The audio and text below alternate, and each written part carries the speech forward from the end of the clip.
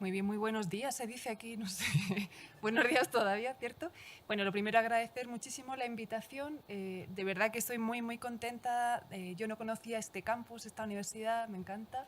Me encanta lo que estamos haciendo aquí y me encanta el marco en el que lo hacemos. Y quería también compartirles que justamente estos días en Madrid también se está realizando un congreso en memoria y en reconocimiento del legado filosófico teológico de Joseph Ratzinger por su 95 cumpleaños. Entonces, digamos que hay una comunión espiritual mundial, ¿no? También hemos tenido en septiembre, a finales de septiembre, un simposio sobre también temas relacionados con la teología de Joseph Ratzinger. Por lo tanto, me parece que estamos muy, muy bien ubicados, ¿no? Agradecer la organización y la confianza. Y efectivamente, lo que yo les quiero aquí compartir es algo de lo que yo he estudiado sobre el tema de la libertad en Ratzinger. Yo por formación soy filósofa, se me dio en un momento la oportunidad de poder investigar en Ratzinger y yo dije, yo no soy teóloga, ¿qué puedo investigar en él? Me gustan mucho los temas de antropología y me pareció que el tema de la libertad podría ser una mina muy importante, ¿no? Y me la encontré, y me la encontré. Les quiero compartir, por tanto, algunas de estos hallazgos que yo he hecho. Perdón por decir yo he hecho, pero están ahí, ¿no? Como nos decían al principio, la verdad nos precede. Ratzinger es el teólogo, el pensador de la verdad. Y yo me encontré que a la par que él pensaba teológicamente acerca de la creación, acerca de Dios, acerca de Jesucristo, acerca de la revelación, entraba siempre en un diálogo muy fructífero con la filosofía y con las corrientes que han buscado la verdad a lo largo de la historia, ¿no? Y en esa búsqueda y en ese diálogo, claro, las alusiones a temas centrales de antropología están.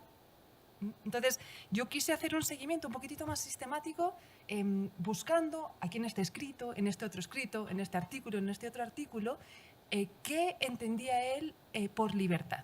Y me encontré con algo realmente muy teológico, pero también muy filosófico. Acabo de apretar algo, así que lo siento, yo no quería hacerlo. Muy bien, miren, estos son los problemas del directo. Bien. Yo me he preparado un texto, voy a tratar de leerlo tranquilamente para poder compartirlo con ustedes, pero también voy a tratar de explicar algunas cosas, en algún momento me voy a saltar, porque yo sé que es mucho más ameno y uno profundiza más cuando se explican las cosas y no cuando se lee. Entonces, vamos a tratar de hacerlo, ¿ok? Pero estamos en el intento. También voy a agradecer que el padre me avise cuando me falten 5 minutos, porque esto del tiempo es algo difícil de manejar, todos lo sabemos. Bien, pues es apasionante este tema, ¿no? Este tema de la libertad, yo ya les dije cómo yo llegué a esto, ¿no? Y les quiero recordar un hecho histórico, 11 de febrero del año 2013, cuando el Papa Benedicto anuncia su renuncia y nos deja a todos temblando. ¿Cómo es posible? Primera vez en la historia que sucede esto. Y la reflexión inmediata que viene es, ¿por qué? ¿Y desde qué motivación más profunda? Y él la explica. Sabemos lo que él dice. Claro, ¿y cuál es mi reflexión al respecto? Que él es capaz de tomar esta decisión desde una confrontación muy profunda con la verdad, con la verdad. Por lo tanto, su libertad ya la está empleando en contraste con la verdad, y eso le permite a él tener una actitud muy humilde, de una gran humildad. Por lo tanto, me parece a mí que este acto nos habla de una humildad muy grande y de un uso muy especial de la libertad. Entonces, ese momento histórico que todos recordamos, yo creo que todos recordamos, nos puede poner en el planteamiento lo que vamos aquí a estudiar. Tres grandes preguntas. Yo como filósofa procuro hacer preguntas, ¿no? ¿Por qué, cómo y para qué? ¿Por qué? El porqué de la libertad, el cómo de la libertad y el para qué. Entonces, en esto que yo he ido descubriendo en Ratzinger, vamos a ir viendo algunas de estas respuestas. Entonces, primer bloque de mi intervención va a tratar de responder al qué desde la antropología. Luego después, en el segundo bloque, ya desde la libertad, y las conclusiones van a venir solitas. Y obviamente vamos a ir viendo cómo teología y filosofía se enlazan. Nos han hablado muy bellamente de la razón ampliada también, ¿ya? Y de cómo una religión asentada en el logos me permite este diálogo. Pues bien, quiero partir con una imagen que Ratzinger explica en su libro Dios y el mundo, que es el vuelo de la flecha de mi existencia. Él habla de esto, ¿no? Invita a aceptar el vuelo de la flecha de su existencia. Entonces, imaginemos, ya los que sabemos filosofía, el ejemplo que pone Aristóteles para explicar la finalidad de los seres es el de la flecha. Todos, creo que todos recordamos, ¿no? Entonces, dos cosas. Esto nos habla de un dinamismo, ciertamente, y nos habla también, el dinamismo propio de la flecha, y nos habla también de una naturaleza, de una finalidad propia que emerge de lo que son las cosas, ¿no? Y esa idea de naturaleza, de la que también nos han hablado con mucha profundidad antes, le permite a él decir que es imposible que el hombre se forme totalmente a partir del punto cero de su libertad, como quería el idealismo alemán. El hombre no es un ser que parte siempre de cero, solo puede realizar lo suyo específico y lo nuevo si empalma con la humanidad que lo precede, lo condiciona y lo modela. Esto es muy importante. Para mí esto fue un descubrimiento. No hay un punto cero de la libertad. Y eso implica muchas cosas que las vamos a tratar de descubrir ahora. Por ejemplo, somos seres dinámicos y todo en nosotros está llamado a desplegarse hacia un fin común. Cada una, y esto es propio de todos los seres vivos, ¿no? Este dinamismo que implica un despliegue. Por lo tanto, hay una finalidad y un despliegue, ¿no? Me salto la referencia a dos acepciones de naturaleza, una naturaleza más matemática y una que se puede predecir, porque es absolutamente controlable, no hay libertad, por lo tanto, y otro tipo de naturaleza donde estamos nosotros, seres espirituales, donde existe un campo para la libertad. Bien. Bueno, y Dios es la suma libertad. El privilegio de la vida humana, de esa vida que tiende una flecha, es que tendiendo a un fin, como la flecha, esa búsqueda del fin me deja espacios para mi libertad. Y esto es muy importante, ¿no? Entonces, tendemos a una finalidad, como seres vivos, pero también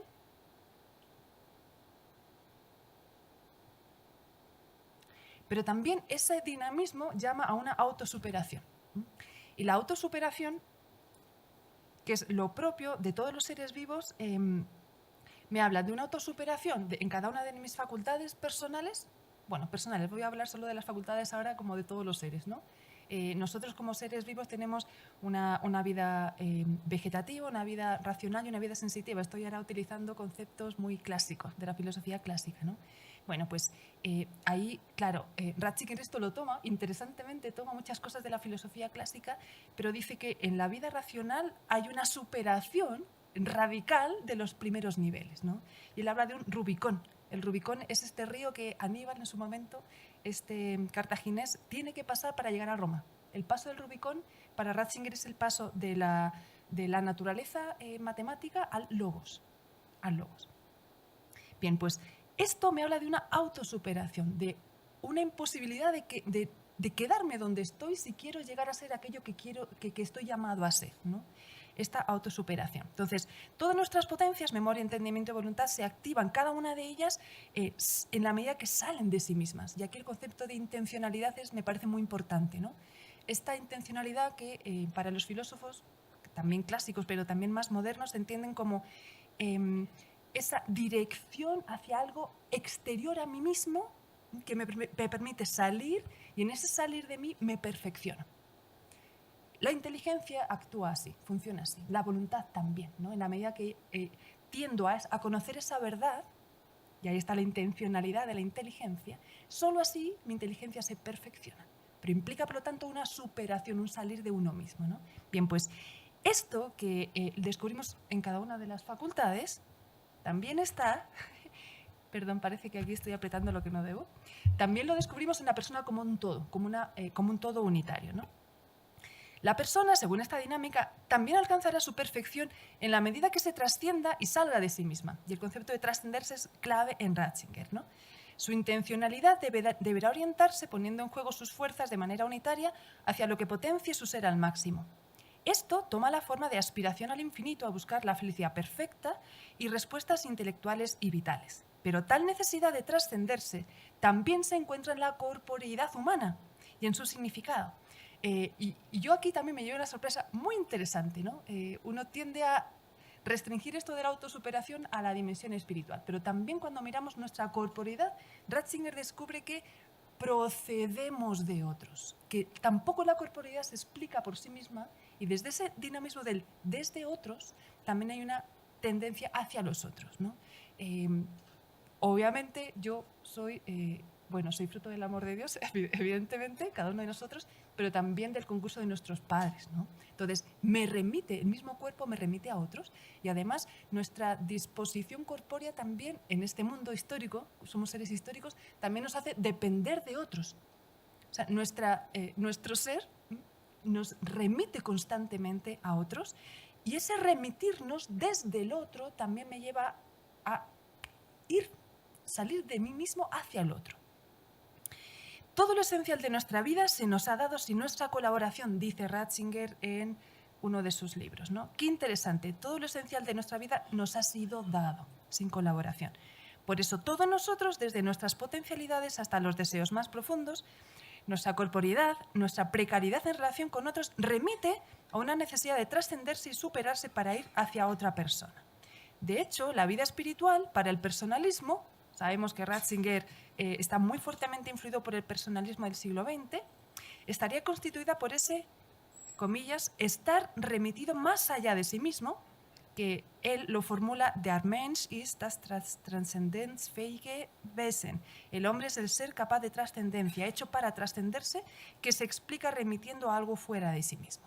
Entonces, esto es clave, ¿no?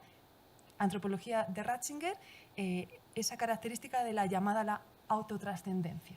Desde varias líneas nos orienta esto, ¿no? Bien. Está claro, entonces, que de esta necesidad de autotrascenderse y esa prioridad del ser, porque es algo también como que Ratzinger también lo reconoce profundamente, llevan a reconocer que el ser relacional es algo inherente a la persona. Esto lo sabemos, es propio del personalismo, ¿no? Pero Ratzinger profundiza también desde la teología, no solo desde la filosofía de la relación. En efecto, el hombre no está orientado hacia el aislamiento, sino hacia la relación. Esta característica cobra especial fuerza en la imagen del vínculo. Otra imagen, recordemos la primera, la flecha, y hay otra imagen que yo encontré bellísima, que también refleja lo que somos naturalmente en nuestra esencia de personas, que es la imagen del vínculo de una madre con su hijo en el seno materno. Imaginémosla. Hay una doble existencia estrechamente vinculada, y la dependencia del hijo respecto de la madre es, dice, cito, simplemente una representación muy gráfica de la esencia humana en general. Y sigo la cita. También el adulto solo puede existir con otro y a partir del mismo, y por consiguiente es permanentemente remitido a ese ser para el otro, del cual justamente quisiera prescindir. Fin de la cita. La imagen, por lo tanto, de la madre y el hijo en estrechísima vinculación, y uno dice, obviamente, el hijo, la hija depende de la mamá. Claro, cuando eres pequeñito, estás en el seno de la mamá, pero esto lo extrapola a toda la vida. Somos seres absolutamente necesitados de los demás. El punto es cómo ver esta necesidad, como una precariedad así como terrible, como Sartre, de hacer de esto una miseria humana, o ver una riqueza en esto. Y Ratzinger ve una riqueza, ¿no? Entonces, la relacionalidad madre-hijo cobra rango de, comillas, figura antropológica fundamental. Un concepto de Ratzinger, figura antropológica fundamental, como algo no opcional, sino necesario para nuestro mismo ser y para nuestro mismo despliegue. Por eso no podemos entendernos como un ser autártico, encerrados en nosotros mismos, una isla, sino que por su naturaleza somos relación. De esta manera, esa red de recíproca dependencia de personas que se sostienen y que viven sostenidas por otras, estoy continuamente metiendo citas de Ratzinger, solo que no voy a estar todo el rato haciendo así, pero yo estoy aquí plagada de citas. Recíproca dependencia de personas que se sostienen y que viven sostenidas por otras, fin de la cita, configura nuestra estructura antropológica de fondo, otra cita de él, y debiera, asimismo, configurar toda estructura social al servicio de la persona. Esto es muy importante, me parece. No es solo yo individualmente tengo esta figura esencial. Dependo del otro, porque si no me muero de hambre. Yo no hubiera llegado aquí a la universidad si no me trae alguien. Y ese alguien no hubiera llegado si otro alguien no hubiera diseñado el carro, se dice, ¿no? El carro, etc. Sino que, como sociedad, si yo no entiendo esto, si no entendemos esto, que dependemos de los demás, y de cómo sean mis relaciones con los demás, así va a ser la sociedad, tampoco la sociedad puede caminar bien. Entonces, de nuevo, hay una finalidad también propia de la sociedad, ¿no? Enraizada en lo que somos como personas. Por ello, nuestra naturaleza relacional hace que conformemos una cierta fraternidad ontológica general. Me encanta esta cita, fraternidad ontológica general. Yo creo que aquí cada palabra es una bomba. Fraternidad ontológica general. O sea, aquí no se libra nadie, todos, ¿no? Por la que nos ayudamos recíprocamente, o debiéramos ayudarnos recíprocamente para lograr ese estatus del ser plenamente personal que trasciende lo puramente biológico y que expresa Ratzinger con la imagen del segundo nacimiento. Aquí hay otra imagen. Antes se nos hablaba de la purificación desde la filosofía como una vía de acceso a Dios. Bueno, eso es algo innegable, ¿no? Y ese segundo nacimiento que tiene ecos bíblicos muy bonitos, también lo aplicamos a esta visión de la persona, ¿no? Es decir, solo uniéndonos con los otros, nuestro ser se potencia hasta el nivel personal. Y esto, cada palabra de nuevo, es súper fuerte. Pero si yo ya soy persona, sí, obvio. Desde el segundo uno, tú eres persona. Pero llegar a ser plenamente persona solo lo consigo en poniendo en juego mi relacionabilidad. Bien, por eso obviamente el siguiente paso a partir de esto es la necesidad de un otro que me ame por mí mismo, no por lo que tengo, sino por lo que soy, lo que sabemos, ¿no? Lo que recibimos en nuestra familia, ¿no? Y el amor aquí es absolutamente clave. El amor va a ser una respuesta a una de las preguntas, ¿no? Bien, y para vivir este amor uno tiene que salir de sí mismo, y aquí luego va a entrar en juego la libertad. Bien, entonces, esta es una verdad nuestra fundamental, esa figura antropológica fundamental, ¿no? Pero que con Ratzinger damos un pasito más y nos vamos ahora a la inspiración bíblica, ¿no? Ratzinger es teólogo, aquí creo todos somos personas de fe, aceptamos como un don de Dios el que somos imagen y semejanza de Él, ¿no? Bien, entonces vamos ahora a este paso, ¿no? El hombre no es una mera...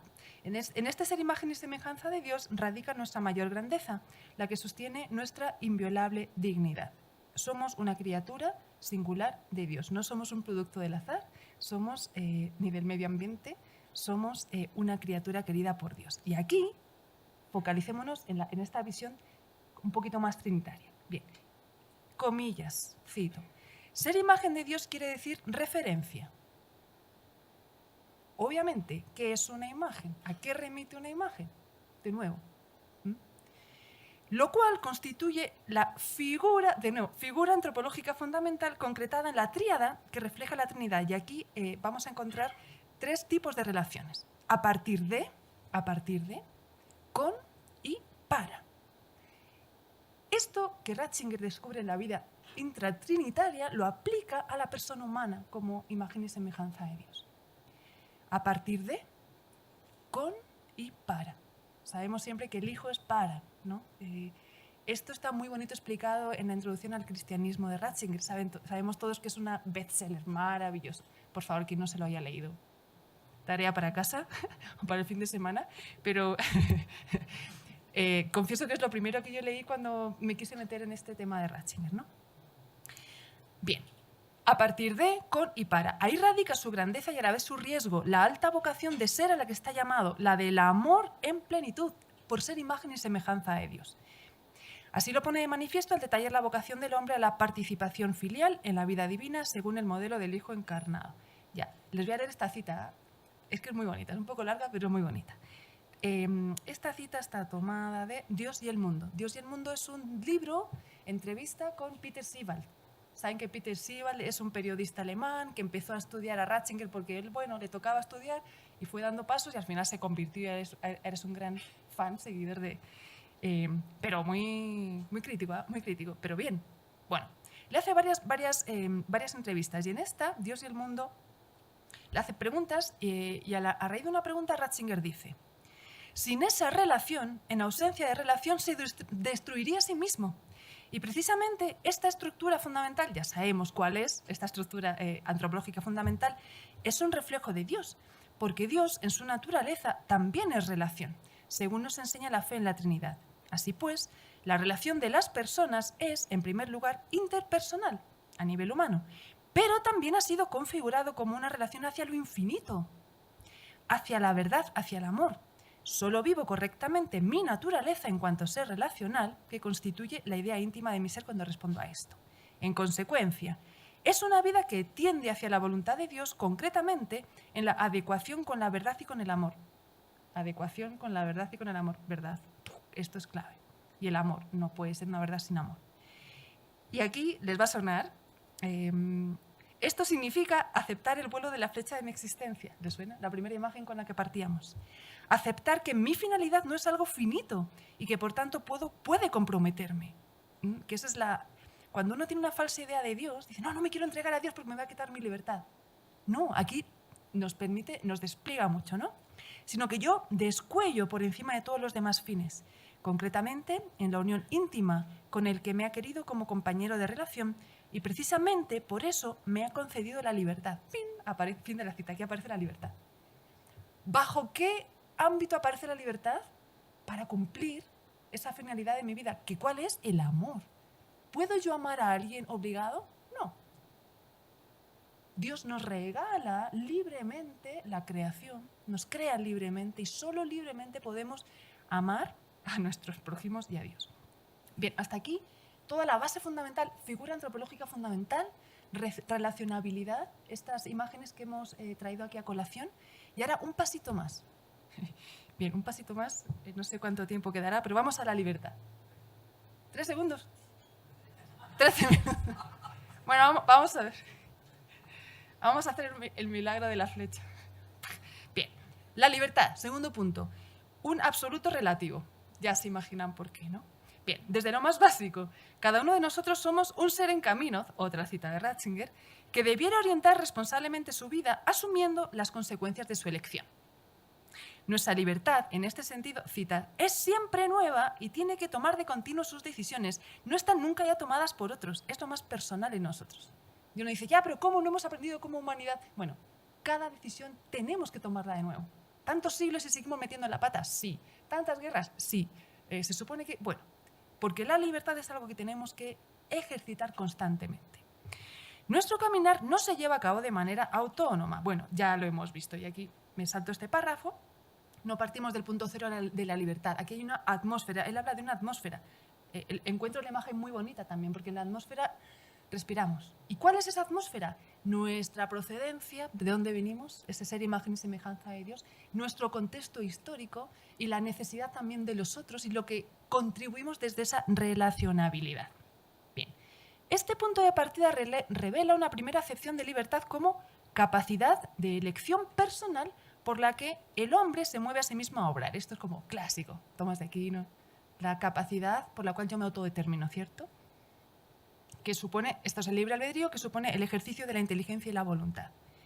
Importa por eso conocer adecuadamente el ser en sí mismo, la verdad. No puedo utilizar rectamente la libertad si desconozco la verdad. Porque conociendo la verdad puedo identificar el bien, y si identifico el bien me adhiero a él. Ese es el ejercicio como más básico de nuestro libre albedrío, de nuestra libertad. Por eso, afirmar la propia voluntad, desvinculándola de la verdad, encierra y entrampa la libertad en sí misma, sin referencias objetivas, como una flecha que tensada en el arco nunca es lanzada, de nuevo, la imagen de la flecha. De hecho, la canonización del capricho, tanto a nivel personal como social, se debe en gran parte a la pérdida de verdad y de criterios objetivos. Cita, si no existe la verdad, entonces todo lo demás es arbitrario. ¿Le suena algo a alguien? Bueno, los ecos históricos son interesantes, ¿no? Si no existe la verdad, entonces todo lo demás es arbitrario. Porque entonces, ¿qué criterio queda? Tu capricho, mi subjetividad absoluta, dictadura del relativismo. La profesora, ¿cierto? El riesgo de ejercer una libertad desvinculada de la verdad o referida a una verdad a medias o falseada lleva a la arbitrariedad de quien se encierra en sí mismo atendiendo a sus caprichos como criterio exclusivo de actuación. Bueno, ya lo dije antes, ¿no? Bien.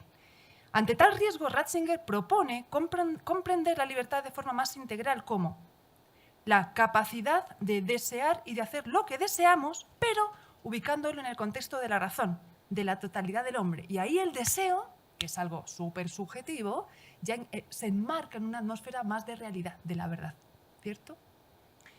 De esta forma, el deseo se puede legitimar, pero desde el criterio de la verdad racional. Es integrar el deseo, pero dándole el orden adecuado.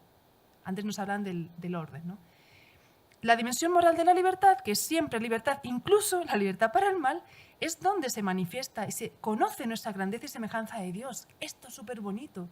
Cuando Ratzinger habla con los existencialistas, ateos, ¿de qué habla? De la libertad. Porque la libertad es una señal de que Dios nos ha entregado algo muy especial, solo que a veces no sabemos cómo usarla. Tal grandeza no anula cierta pugna entre lo humano y lo inhumano en el hombre, por lo que serán buenas las decisiones que incrementen el elemento humano, en tanto que hagan al hombre mejor hombre, más acorde a su ser y a su sentido, es decir, a amar verdaderamente como persona. Solo quien es libre puede amar.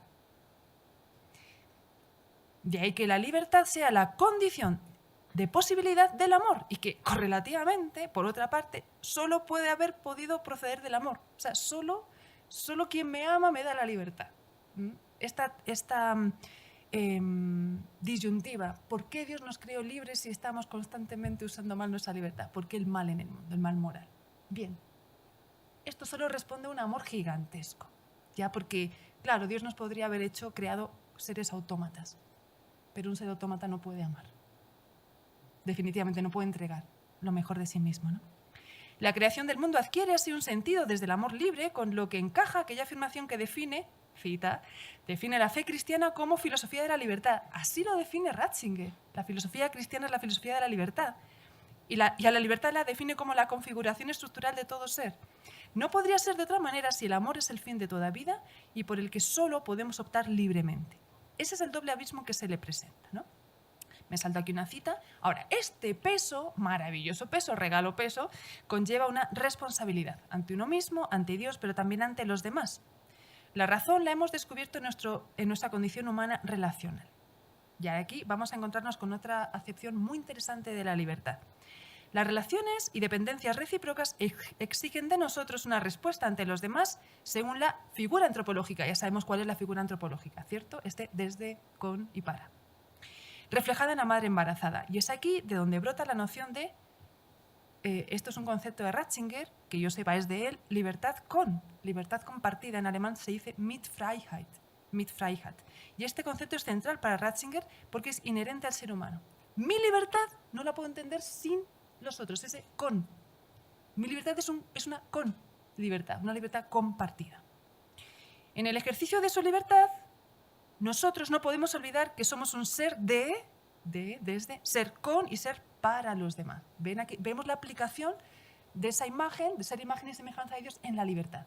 Ser de, con y para. De ahí que debamos asumir nuestras decisiones tomándolas en consideración estas tres dimensiones, ¿cierto? Y autotrascendiéndonos, superando así la tendencia egoísta de buscar exclusivamente el bien personal. La libertad no es solo para mi propio bienestar. Ciertamente. Cita. La libertad del hombre es compartida en la existencia conjunta de libertades que se limitan y por tanto se apoyan entre sí. Esa es la contraparte. Uno puede ver solo la limitación, pero Ratzinger nos ayuda o nos invita a mirar lo que me amplía esto, ¿no? Que es la ayuda recíproca de los demás. Por eso crece la responsabilidad, podríamos hablar de corresponsabilidad, a medida que la libertad va asumiendo los vínculos propios de la vida común y de la esencia humana. En cambio, al reducir los bienes exclusivamente a los individuales, se restringe la idea de libertad, que queda desprovista de su verdad humana. Obvio, pues si somos seres relacionales hechos para esa convivencia, desde y para el amor. Si esto desaparece de mi vista, ¿qué me queda? Un encerramiento en mí mismo, ¿no? Por cierto, ¿saben cómo define Ratzinger el infierno? Así, el encerramiento absoluto en uno mismo. Qué fome, ¿no? Qué terrible, qué mal. Bueno, claro, pues el cielo que es la comunicación perfecta con el amor, ¿no? Así es la vivencia de nuestra libertad. Este riesgo o drama de la libertad nos sitúa constantemente ante la opción. O la verdad conocida por la conciencia y la palabra de Dios, o la autoafirmación del yo sin Dios y sin verdad. Este es el gran dilema constante de toda la humanidad. Por aquí o por acá. Igual que el pueblo de Israel en medio del desierto, otra imagen que él utiliza, Al hombre se le hace a menudo difícil avanzar en el camino de la Pascua, del amor, y vivir en coherencia con el haber sido liberado de la esclavitud. Otra imagen. Porque, claro, libertad, liberación, ¿liberación de qué? Externa, interna. Una libertad que huye de las exigencias de su vocación al amor y que se ejerce sin vínculos ni referencias, solo le queda volcarse hacia sustitutos que le provocan sinsentido y, como consecuencia, cita, el intento de quitarse de encima la obligación de elegir. Es una tristeza sin esperanza de salida. Este es el existencialismo de Sartre, la náusea. O sea, cuando uno tenga depresión, por favor, no lea Sartre, porque le va a ir muy mal. De verdad. Ya, pero saben que Sartre... es que a mí me impacta mucho la figura suya porque él se tomó muy en serio esto de la libertad y se dio perfectamente cuenta de que tenía que elegir entre aceptar algo que no procedía de él o quedarse con él, con su libertad. Porque para él la libertad, para ser ejercitada, excluía a los demás. Entonces es una cosa un poco... Bueno, y opta por esa... centrarse en él mismo. Y se desvincula totalmente de Dios, de la verdad. Bien, ¿ya me faltan 4? Bueno, a ver, voy a tratar de explicar rápidamente un concepto que también me pareció muy bonito. Seguimos indagando en esto de la libertad. Ya hemos visto varias cosas muy importantes y muy interesantes, ¿cierto? Bien, pues una cosita más. Ratzinger se remite a los griegos, aquí ya también nos han hablado de los griegos. ¿Cómo entendían los griegos la libertad? Bueno, pues también en el contexto de la polis, de la que nos han hablado antes, libre era el que no era esclavo, el que podía ser ciudadano, ¿cierto? El que tenía derechos. Bueno, ya sabemos que ni las mujeres, ni los niños, ni los esclavos eran considerados personas con derechos. Bueno, punto aparte, pero esto permitía entender la libertad como una posición, como un lugar en la polis, como un ser parte de. Y ese ser parte de una verdad relacional me daba unos derechos. Bien, pues este concepto de ser parte de a Ratzinger le lleva a entender la verdad como un vivir en la casa. Ese ser parte de es que yo formo parte de esto, ¿no? Esta es mi casa. Y él después dice que este concepto, esto en alemán se dice Beheimatung. Heimat es hogar, casa.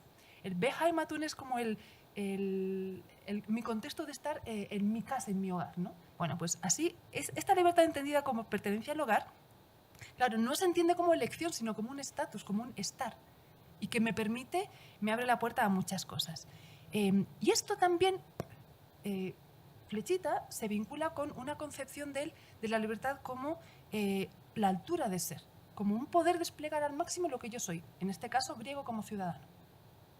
Bueno, pues esto se aplica también al contexto bíblico y tenemos la imagen del hijo que vive en la casa.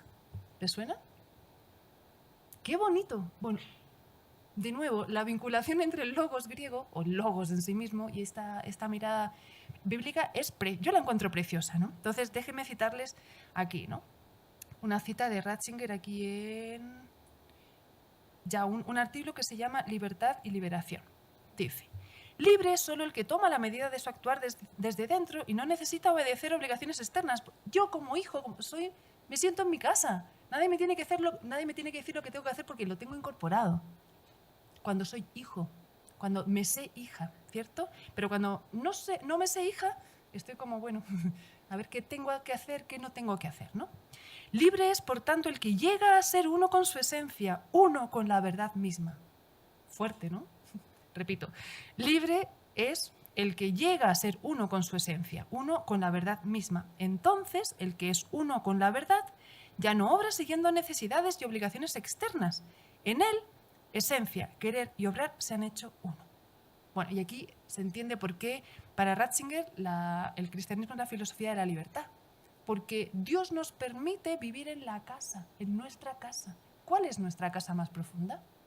La invitación a vivir como hijos. Desde esa verdad de la relacionabilidad. Por eso la humanización, ¿por qué camino tiene que transitar? Por el hacerme cada vez más consciente de mi pertenencia a mi casa más profunda, ¿no? Pero si se me invita a vivir solo desde fuera de mi verdad, ¿qué va a pasar? Que voy a entender mi libertad mal. Por eso es absolutamente compatible el que uno diga, no, yo me comprometo con. El compromiso, la ley, es totalmente compatible con una libertad entendida así, como saberse hijo de la casa. Y para concluir ya en el minuto, ya tengo chipe libre. Bueno, las conclusiones son más o menos lo que yo ya les he dicho. No lo voy a leer para no alargarme. Pero fíjense, me parece a mí muy interesante que hace un tránsito Ratzinger desde la filosofía, esta filosofía de la altura del ser, esa flecha de mi existencia, que también es un concepto filosófico, el de la finalidad, pero como sabemos que esa concepción racional, filosófica de la relacionabilidad adquiere un peso mucho más profundo y mucho más, no sé, trascendente, con ese ser imagen y semejanza de Dios, claro, ¿cómo encaja aquí la libertad? Sería esa aceptación amorosa, ¿cierto?, de la invitación a acoger la flecha de mi vida. Y la flecha de mi vida es vivir desde, con y para, integrando las relaciones con Dios, integrando las relaciones con los demás. Entonces, claro, de esa forma la libertad ya no va a tener miedo, o uno no va a tener miedo de perder su libertad cuando se compromete con otro. Porque el otro no me quita mi libertad, yo libremente le doy lo mejor. Porque solo dándole lo mejor yo voy a alcanzar esa altura de ser, eso a lo que estoy llamada, eso a lo que estoy llamado, ¿cierto? Que es a dar lo mejor de mí mismo, es la humanización plena. Yo antes miraba aquí, bueno, ya lo sacaron, la ficha que tenían antes, la humanización, ¿no? Claro, la evangelización también es humanización, obvio, porque nos potencia al máximo. Entonces, la libertad es una invitación, es una vocación, es un riesgo, efectivamente, pero es también la tarea de llegar a ser aquello para lo que, en el fondo, Dios nos ha destinado, ¿no? Por lo tanto, no es un absoluto. Y entenderlo así no es algo que limite mi libertad. Y ahí está la gran pugna con la concepción más contemporánea de la libertad, que tiende a reducir la libertad como al capricho, ¿cierto? A lo que yo quiero. Oye, pero ese yo quiero, si no se pone a referenciar con lo que tú eres, con lo que los demás son, con lo que es nuestra verdad, al final, ¿qué va a pasar? Que va a ser totalmente arbitraria, ¿no? Entonces, claro, Ratzinger habla de una pedagogía de la libertad. Se la dejo encomendada, ¿no? Pensemos en la imagen del desierto. ¿Qué hace Dios con su pueblo en el desierto? Lo prepara para la liberación. Pero por Dios que le cuesta caminar, ¿no? Y echa de menos los ajos de Egipto, la esclavitud. Es mucho más cómodo vivir en esclavitud. Es muy incómodo hacer un uso responsable de la libertad, ¿no? Entonces, bien, concluyendo, la libertad en Ratzinger, don y tarea, desde como sacar a flote estas verdades antropológicas como claves, pero iluminadas desde la teología. Y pienso que, como se nos decía al principio, el pensamiento de Ratzinger puede ser muy, muy, muy ilustrador, muy iluminador para nuestro mundo que está un poquito a veces como perdido, pero buscando, ¿no? Entonces, creo que los que estamos aquí tenemos mucha responsabilidad y eso. Bien, hasta aquí llega la exposición. Muchas gracias.